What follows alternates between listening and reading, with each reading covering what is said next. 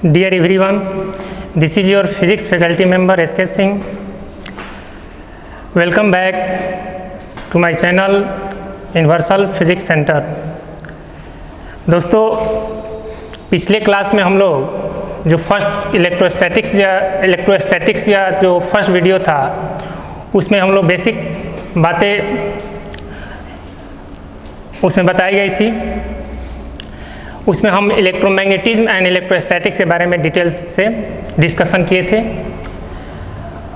और उसमें जितना भी बेसिक पॉइंट्स है उसको हम बताए थे। तो जो लोग ये हम लोग का सेकेंड वीडियो है इलेक्ट्रोस्टैटिक्स का, तो ये सेकेंड जो वीडियो है एक कंसेप्ट के पॉइंट ऑफ व्यू से कहिए या एग्ज़ाम के पॉइंट ऑफ व्यू से बहुत ही इम्पोर्टेंट आज का वीडियो है। इसलिए आज का वीडियो आप लोग मिस मत करिएगा, ज़रूर देखिएगा इस वीडियो को। और जो फर्स्ट वीडियो है, फर्स्ट वीडियो में भी बहुत बेसिक पॉइंट हम डिस्कशन किए हैं। उस वीडियो को भी, इस वीडियो को देखने के पहले आप लोग जो लोग मान लीजिए फर्स्ट वीडियो नहीं देखे हैं, उस वीडियो को देखने के बाद ही इस वीडियो को देखिएगा तो ज़्यादा बढ़िया से समझ में आएगा। तो हम इस क्लास में आज स्टार्ट करने वाले हैं इलेक्ट्रोस्टैटिक्स, इलेक्ट्रिक चार्ज के बारे में बताने वाले हैं कि इलेक्ट्रिक चार्ज क्या होता है। तो सबसे पहले हम जो टॉपिक है उस टॉपिक को आपके बोर्ड पर लिख देते हैं कि इलेक्ट्रिक चार्ज क्या होता है। यहाँ पे लिखेंगे इलेक्ट्रिक चार्ज। देखिए इलेक्ट्रिक चार्ज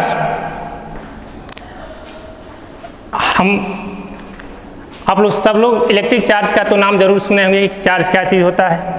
इसको हम कुछ एग्जाम्पल से शुरू करते हैं। जैसे आपसे कहा जाए कि आपका मोबाइल डिस्चार्ज है, तो मोबाइल डिस्चार्ज है तो हम लोग क्या कहते हैं कि उसको हमको चार्ज करना है। उसी तरह अगर कहेंगे कि मान लीजिए घर में इन्वर्टर है, उसका बैटरी डिस्चार्ज है, तो उसको भी हम लोग क्या करते हैं कि हमको चार्ज करना है। तो ये मोबाइल चार्ज करना या बैटरी चार्ज करना, इसका मतलब आप क्या समझें? ये तो कह देते हैं सीधी से कि हम चार्ज करना है, बैटरी को चार्ज करना है, मोबाइल को चार्ज करना है। तो चार्ज करने का पीछे क्या उसका कंसेप्ट है?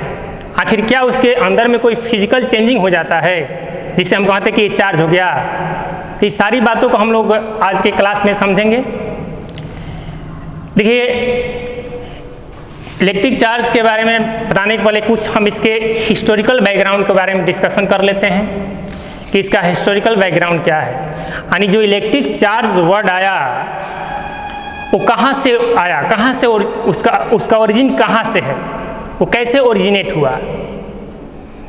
तो देखिए इसमें लगभग 600 BC के अराउंड एक ग्रीक फिलोसोफर थे थेल्स। उन्होंने ही सबसे पहले ये इस बात को बताया था कि चार्ज नाम का भी कोई चीज़ होता है। तो कुछ उन्होंने अपना एक्सपेरिमेंट किया और उसके बेसिस पर उन्होंने चार्ज के बारे में कंसेप्ट दिया कि चार्ज भी एक तरह का क्वांटिटी है, यानी चार्ज भी एक तरह का चीज़ होता है। तो देखिए उन्होंने क्या ऑब्जर्व किया, उन्होंने ये ऑब्जर्व किया कि अगर हम एम्बर है, अगर एम्बर को हम लोग ऊल या सिल्क के साथ रबिंग करते हैं तो एम्बर में एक तरह का अट्रैक्टिव प्रॉपर्टी डेवलप होता है। उसी अट्रैक्टिव प्रॉपर्टी को वो चार्ज का नाम दिया कि वही जो चीज़ होता है वो क्या होता है, इलेक्ट्रिक चार्ज होता है। तो उन्होंने ये देखा कि अगर मान लीजिए कि हम एम्बर, तो एम्बर आप कहिए कि एम्बर क्या है, तो एम्बर एक तरह से समझिए कि सबस्टांस होता है, एक तरह से ऑब्जेक्ट होता है। तो अगर एम्बर को सिल्क के साथ या ऊल के साथ आप रबिंग करते हैं, रबिंग करने के बाद अगर एम्बर को हम लोग किसी छोटे ऑब्जेक्ट के या छोटे कण के पास, पार्टिकल के पास अगर ले जाते हैं तो जो एम्बर होता है उस पार्टिकल को, छोटे पार्टिकल्स को अपनी तरफ क्या करता है, अट्रैक्ट करता है। तो इसी के कारण ये जो प्रॉपर्टी डेवलप हुआ उस प्रॉपर्टी का नाम दिए कि ये जो प्रॉपर्टी हो क्या है, इलेक्ट्रिक चार्ज है। तो हम कह सकते हैं, चाहे बहुत सारा एग्जाम्पल हम इसमें दे सकते हैं। जैसे मान लीजिए अगर ग्लास है, ग्लास को सिल्क के साथ अगर हम रबिंग करेंगे तो ग्लास में भी क्या होता है, अट्रैक्टिंग प्रॉपर्टी डेवलप होता है। यानी ग्लास भी क्या करता है कि छोटे छोटे पार्टिकल को, जैसे मान लीजिए कि कागज़ का टुकड़ा है, उसको अपनी तरफ क्या करता है, अट्रैक्ट करता है। इसका मतलब कि उस पर क्या हुआ, चार्ज डेवलप हो गया, चार्ज आ गया। तो हम यहाँ पर ये तो हुई कि चार्ज कहाँ से ओरिजिनेट हुआ, तो इसके बारे में हम लिख सकते हैं कि तो उन्होंने इलेक्ट्रिक चार्ज जो वर्ड है वो आया है इलेक्ट्रॉन से। इलेक्ट्रॉन जो है वो एम्बर का ग्रीक नेम है। एम्बर एक तरह का क्या है, येलोइश रेजिनस सब्सटेंस है। तो हम इसको ऐसे लिख सकते हैं कि electric charge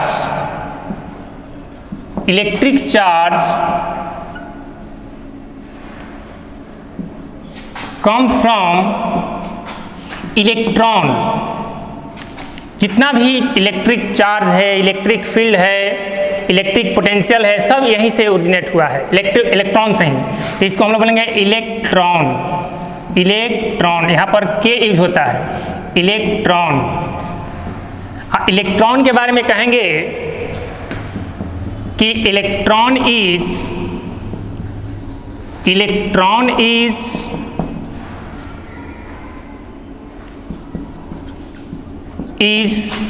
Greek name of amber. यानी एम्बर का क्या है, ग्रीक नेम है। एम्बर क्या होता है, एम्बर एक तरह का सब्सटेंस है which is found on the Baltic Sea. तो यहाँ पर एम्बर के बारे में लिखेंगे कि amber is yellowish resinous substances, resinous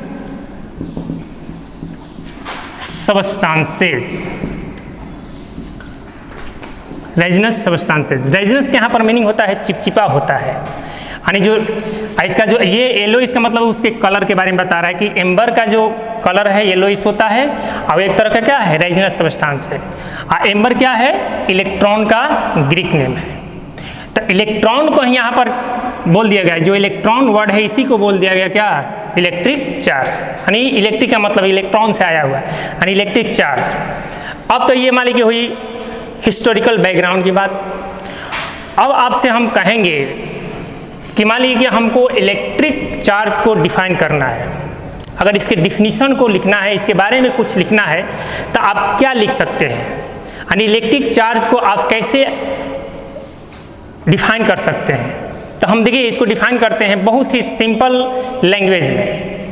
देखिए होता क्या है कि हम अभी बताए कि अगर एम्बर को ऊल के साथ या सिल्क के साथ रबिंग करेंगे तो एम्बर में अट्रैक्टिंग प्रॉपर्टी डेवलप होता है, जिसके चलते इसको क्या कहा गया कि ये जो प्रॉपर्टी है वही चार्ज होता है। तो यहाँ पर हम इसके बारे में, इसके डिफिनीशन के बारे में लिख सकते हैं। यानी इसका डिफिनीशन लिखना होगा तो देखिए हम इसको डिफाइन करते हैं। इसको कहेंगे कि electric charge is an internal property of fundamental particles of matter due to which matter experience an electric force when it is placed near other matter. एकदम बेसिक जनरल लैंग्वेज में हम इसको डिफाइन किए हैं। ऐसा नहीं कि टफ यहाँ पर लैंग्वेज इसके हैं, बहुत सिंपल लैंग्वेज में इलेक्ट्रिक चार्ज को डिफाइन किए हैं। तो पहले हम यहाँ पर इलेक्ट्रिक चार्ज का डिफिनीशन लिख देते हैं और उसमें जो भी वर्ड आ रहा है उसके बारे में हम क्लियर बता रहे हैं कि क्या कह रहा है, इसका कहने का क्या मतलब है। क्योंकि आप इलेक्ट्रिक चार्ज के डिफिनीशन को लिख लिए, पढ़ लिए, रट लिए, तो आप ये कोई ज़रूरी नहीं कि आप इलेक्ट्रिक चार्ज को बढ़िया से समझ लिए। हम यहाँ पर डिफिनीशन लिखने के बाद हम इसको और क्लियर करने की कोशिश कर रहे हैं। तो देखिए यहाँ पर लिखेंगे कि इलेक्ट्रिक चार्ज, यानी लिखेंगे electric charge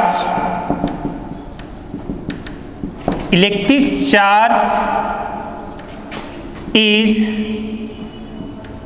N internal property. Electric charge is an internal property of fundamental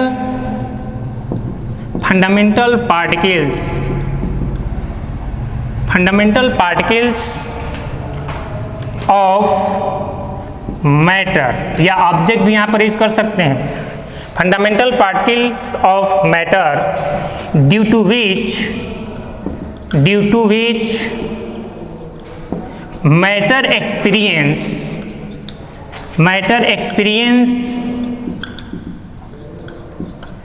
an electric force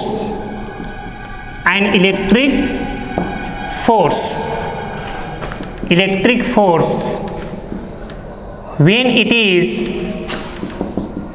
is placed near other matter और ऑब्जेक्ट भी यूज कर सकते हैं। तो देखिए ये आपके बोर्ड पर लिखा हुआ है, इसका डिफिनीशन एंड इलेक्ट्रिक चार्ज को डिफाइन किया गया है, बोर्ड पर लिख दिया गया है। तो देखिए इसमें जो हर एक वर्ड है वो क्या कहना चाह रहा है।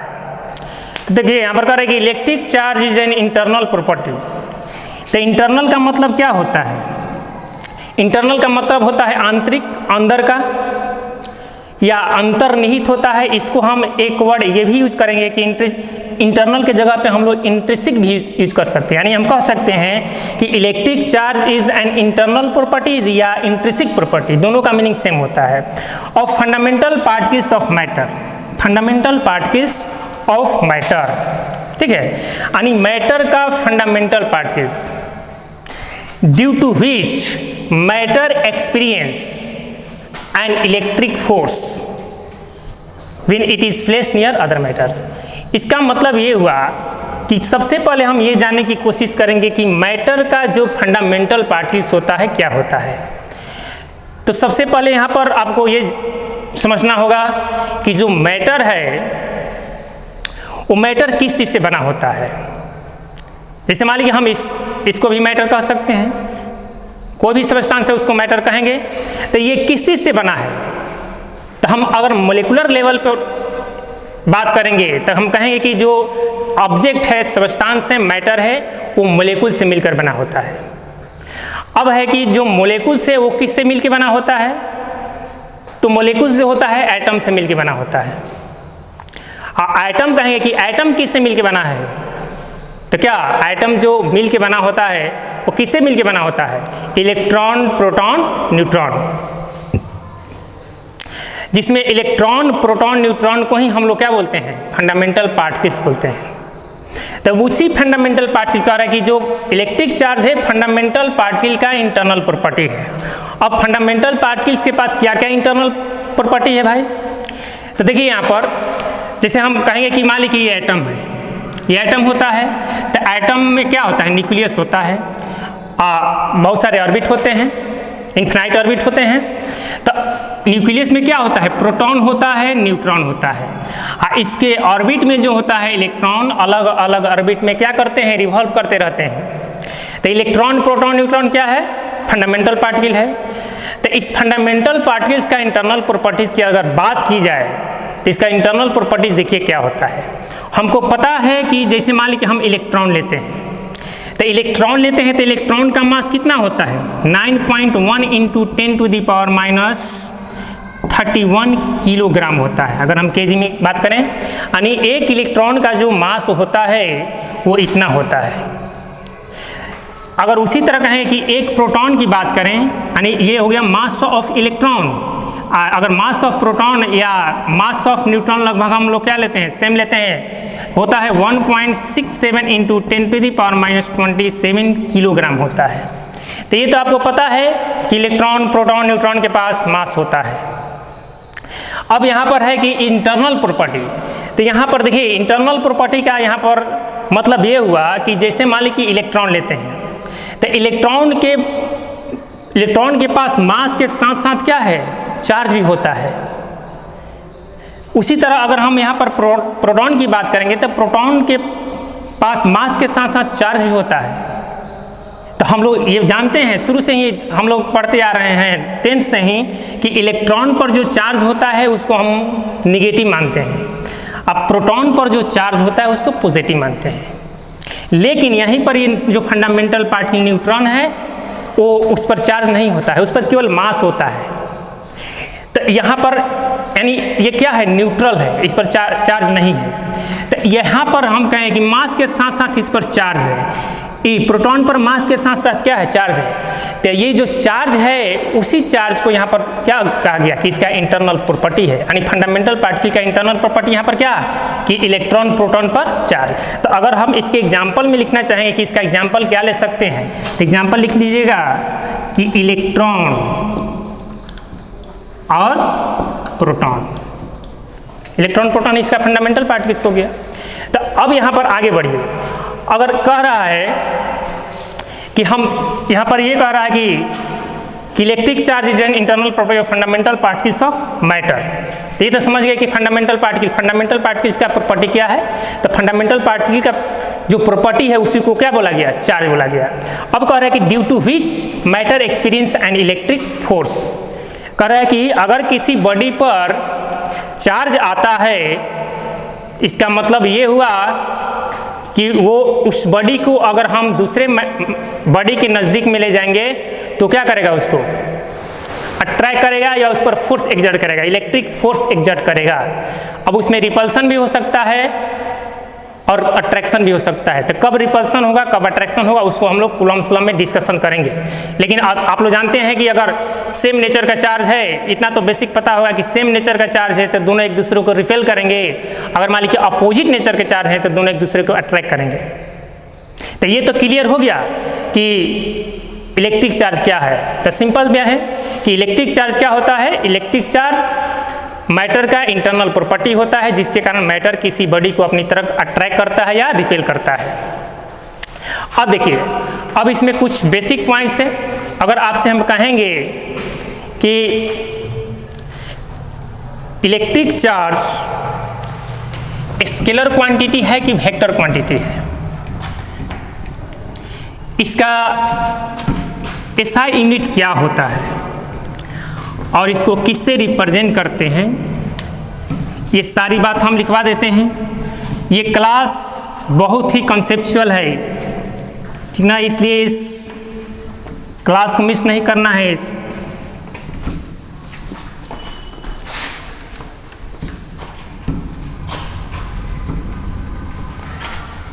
तो देखिए यहाँ पर अगर आपसे हम पूछेंगे कि बताइए कि जो इलेक्ट्रिक चार्ज होता है वो स्केलर क्वांटिटी होता है वेक्टर क्वांटिटी होता है, तो बहुत लोगों को पता होगा कि इसमें लिखेंगे कि इलेक्ट्रिक चार्ज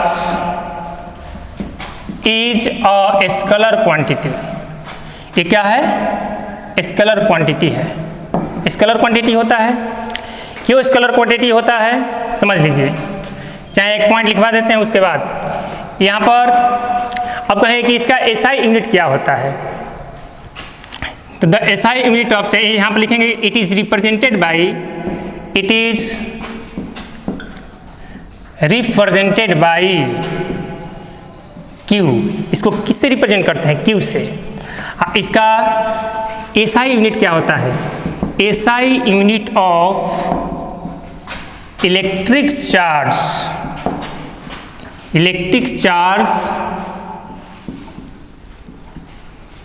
इज कूलम्ब। इसका जो सिंबल होता है क्या होता है, C होता है, ठीक है। ये बेसिक बातें हुई। अब यहाँ पर देखिए, यहाँ पर स्केलर क्वांटिटी क्यों है, क्योंकि मान लीजिए हम दो बॉडी लेते हैं, एक बॉडी ये है, एक बॉडी क्या है, ये है। अगर इस बॉडी पर चार्ज मान लेते हैं कि 10 कूलम्ब है और इस बॉडी पर चार्ज मान लेते हैं कि 12 कूलम्ब है। अगर हम दोनों को सिस्टम मानते हैं, एक सिस्टम में दोनों को इंक्लूड करते हैं, तो बताइए कि अगर आपसे कहेंगे कि इस पर बताइए कि इस सिस्टम में टोटल चार्ज कितना है, तो टोटल चार्ज लिखिएगा तो क्या कहेगा 10 कूलम्ब प्लस में -12 कूलम्ब, यानी कितना हो जाएगा 10C - 12C, यानी हो जाएगा -2 कूलम्ब। तो बताइए तो यहाँ पर जो चार्ज है निगेटिव आया कि पॉजिटिव, निगेटिव आया। तो बताइए कि यहाँ पर दोनों का जो हम अलजेब्रिक एडिशन कर रहे हैं कि वेक्टर एडिशन कर रहे हैं, तो जाहिर सी बात है यहाँ पर क्या कर रहे हैं, अलजेब्रिक एडिशन कर रहे हैं। तो जब क्वांटिटी में जो न्यूमेरिकल वैल्यू है अगर उसका हम अलजेब्रिक एडिशन करते हैं तो उसको हम लोग क्या मान के चलते हैं कि वो स्केलर क्वांटिटी होता है। तो इसीलिए हम लोग चार्ज को क्या मानेंगे, स्केलर क्वांटिटी। अब यहाँ पर एक देखिए कि अगर कहा जाए आपसे कि बताइए कि चार्ज का जो डायमेंशन होता है, डायमेंशन क्या होता है। तो डायमेंशन की यहाँ पर आप 11th में डायमेंशन पढ़े होंगे। तो देखिए यहाँ पर हम लिखेंगे डायमेंशंस ऑफ इलेक्ट्रिक चार्ज, यानी इलेक्ट्रिक चार्ज का डायमेंशन क्या होगा। तो एक फार्मूला आप लोग सभी लोग जानते होंगे, 10 से इसको पढ़ते आ रहे हैं कि I इक्वल टू होता है Q/T, यानी I क्या है, इलेक्ट्रिक करंट है, Q यहाँ पर चार्ज है और T क्या है, टाइम है। यानी flow of charge per unit time को हम लोग क्या बोलते हैं, करंट। यानी जो चार्ज है किस रेट से फ्लो कर रहा है किसी कंडक्टर में, उसको हम लोग करंट बोलते हैं। तो यहाँ से अगर हम Q लिखेंगे तो Q को इधर आएगा तो क्या हो जाएगा, Q इक्वल टू लिख सकते हैं I इंटू T। तो यहाँ पर देखिए I यहाँ पर क्या है, इसका जो यूनिट होता है एम्पियर होता है, I इसका जो डायमेंशन होता है वो ये होता है। I यहाँ पर क्या है, टाइम है, T क्या है, टाइम है। तो यहाँ पर टाइम का जो डायमेंशन होता है कैपिटल T होता है। तो हम लिख सकते हैं कि Q का जो डायमेंशन होगा वो डायमेंशनल फार्मूला ये हो जाएगा AT, ये क्या क्या है, डायमेंशन। ठीक है, तो इस पॉइंट को आप लोग लिखिए। अब इसके बाद देखिए, अब जो बताने जा रहे हैं वो ऑब्जेक्टिव में आया हुआ क्वेश्चन है। बोर्ड में जेबडी में जनरली अभी जो बताएंगे उससे क्वेश्चन बहुत बार पूछा है और आगे भी पूछेगा। तो इसको हम मिटा रहे हैं।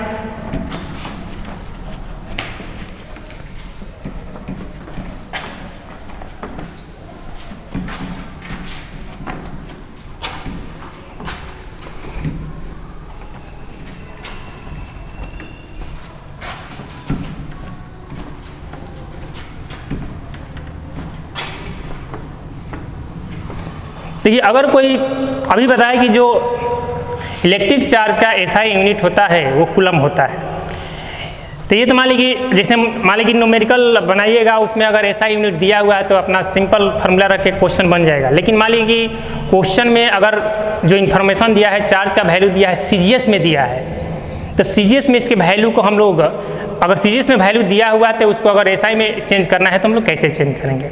तो उसमें कुछ रिलेशन है, उस रिलेशन को हम यहाँ पर क्लियर कर देते हैं। तो देखिए यहाँ पर CGS हम लिखेंगे CGS unit of electric charge, यानी इलेक्ट्रिक चार्ज का जो CGS यूनिट होता है वो क्या होता है। तो देखिए सबसे पहले यहाँ पर फर्स्ट एक होता है इलेक्ट्रोस्टैटिक्स यूनिट, या उसको कह सकते हैं स्टेट कूलम। इलेक्ट्रोस्टैटिक्स यूनिट को हम लोग शॉर्ट में लिख सकते हैं ESU, ये इसका CGS यूनिट होता है चार्ज का। तो आप लिखेंगे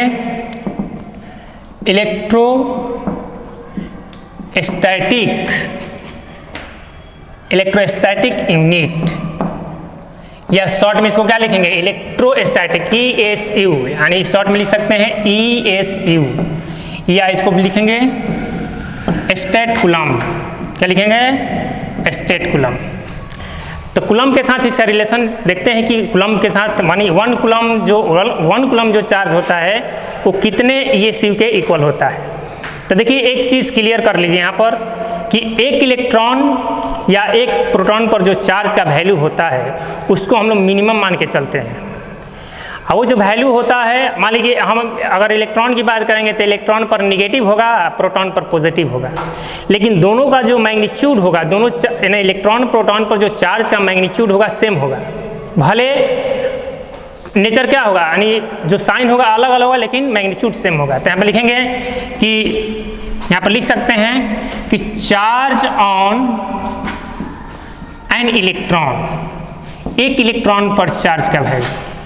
तो यहाँ पर E माइनस यहाँ पर लेते हैं, E माइनस, तो क्या होगा -1 पॉइंट, तो यहाँ पर हम मैग्नीट्यूड ले रहे हैं तो यहाँ पर लिखेंगे 1.6 इंटू 10⁻⁻19 कूलम। कितना होता है एक इलेक्ट्रॉन पर चार्ज का मैग्नीट्यूड, या कहे कि एक प्रोटॉन पर चार्ज का मैग्नीट्यूड इतना ही होता है। मैग्नीट्यूड सेम होगा लेकिन अगर इलेक्ट्रॉन होगा तो नेगेटिव, अब प्रोटॉन होगा तो पॉजिटिव। अब देखिए यहाँ पर क्यों पॉजिटिव क्यों नेगेटिव, इसके पीछे का क्या लॉजिक है वो भी क्लियर करेंगे। लेकिन अभी तत्काल ये समझिए कि एक इलेक्ट्रॉन पर चार्ज का जो वैल्यू होगा वो क्या होता है, मिनिमम होता है, यानी इतना होता है।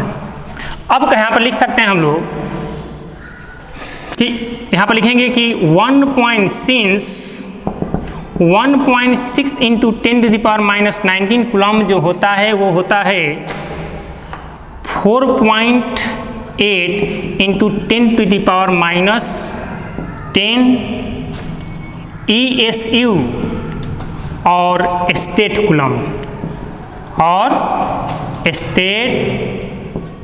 कूलम ठीक है।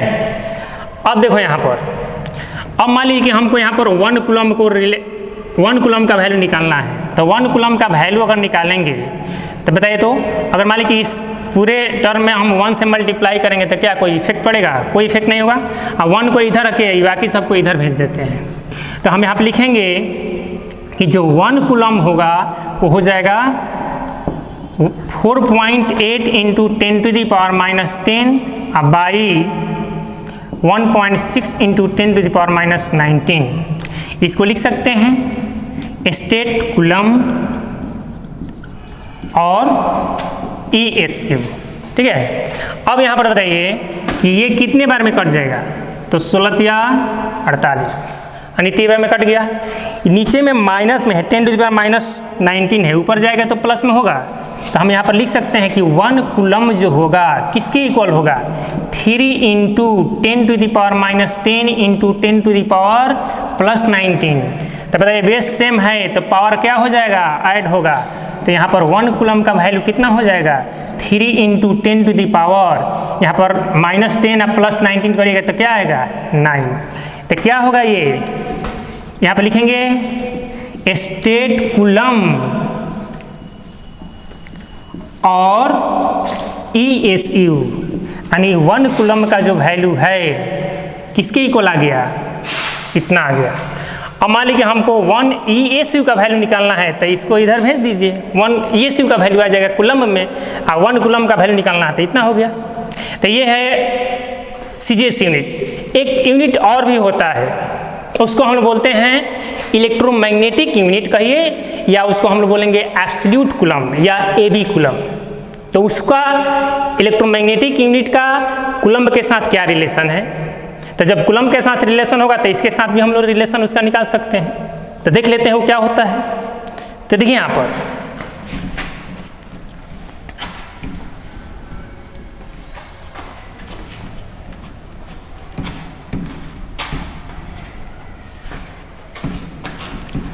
अपने मोबाइल को पॉज करके आप जो भी बातें लिखी जा रही है उसको लिखते जाइएगा।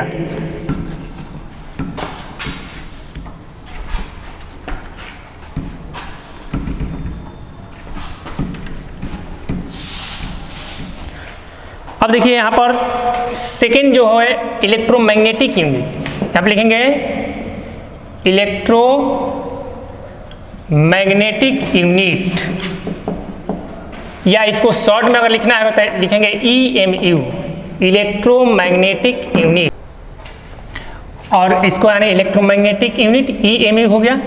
अब यहाँ पर इसको लिख सकते हैं एब्सोल्यूट कूलम, लिखेंगे एब्सोल्यूट कूलम, या इसको शॉर्ट में लिख सकते हैं AB कूलम, AB कूलम। तो देखिए अब यहाँ पर हम रिलेशन निकालेंगे कि EMU या AB कूलम का एक कूलम के साथ क्या रिलेशन होता है।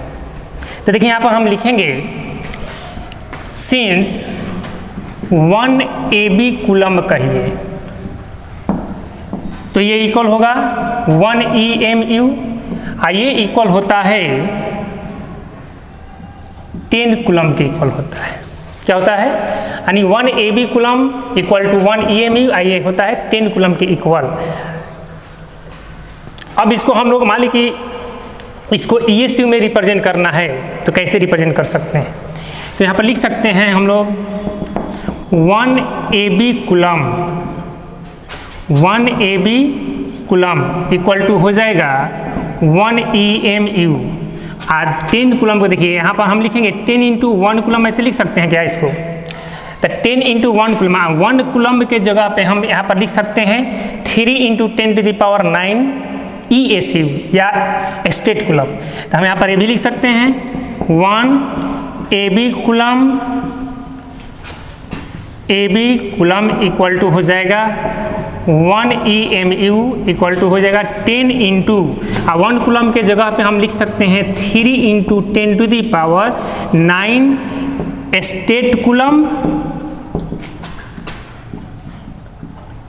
और ESU। तो यहाँ पर हम फाइनली ये लिख सकते हैं कि 1 AB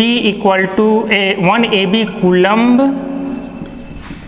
इक्वल होगा 1 EMU equal to 3 into 10⁻10 statcoulomb और ESU ऑफ चार्ज। ये रिलेशन हो गया EMU ISU में रिलेशन हो गया। अब अगर मान लीजिए अब यहाँ से हमको मान लीजिए निकालना है 1 कूलम का वैल्यू ESU में, तो हम AB कूलम में निकालना है चाहे EMU में, तो निकाल सकते हैं। अब किसी के साथ हम रिलेशन निकाल सकते हैं। तो ये जितना भी हम पॉइंट बताए हैं सब क्वेश्चन आपको ऑब्जेक्टिव में आया हुआ है बोर्ड में, इसलिए इसको आप लोग इस पर ध्यान देना है। अब इसके बाद हम लोग का जो नेक्स्ट टॉपिक होगा वो होगा कॉन्सेप्ट ऑफ चार्ज।